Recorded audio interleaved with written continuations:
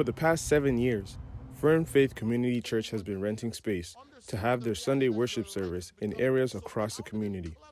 But when the idea came up to host fish fry events, Pastor Milton was all in, with a goal in mind.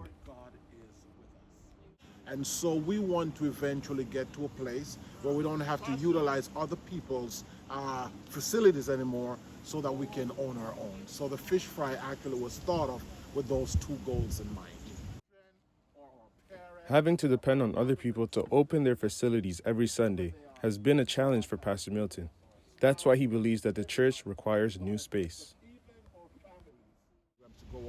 We want to work with children and youth. We want to work with adults and seniors. But because we don't have our own space, that limits the potential for us to reach out and work with others. So having our own facility would make a huge difference in allowing for us to be able to do that. But it hasn't been an easy task. The church doesn't have their own facility to use to sell the fish, so Pastor Milton says he was dependent on the people in the congregation to help and assist. Advertising. You don't really know how many people are going to show up.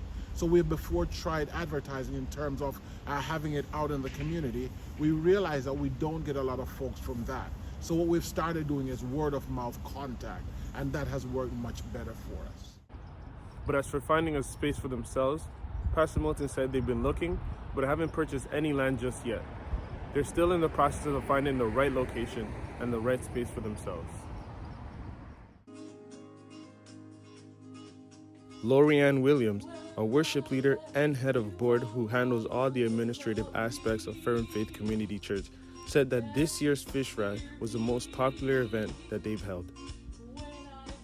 But this year we started off with a high volume based on the demand from people, and we continued that same volume right until August.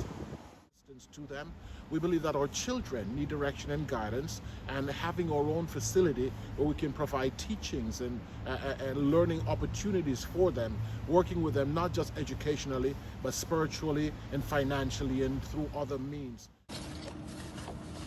Not only does Pastor Milton believe that the church will find a facility for themselves, he hopes to run a variety of programs within the confinement of the church and in the community as well, all with a mission in mind: reaching people, touching hearts, building lives, transforming communities. For Say News in Toronto, I'm Damien Amoraba.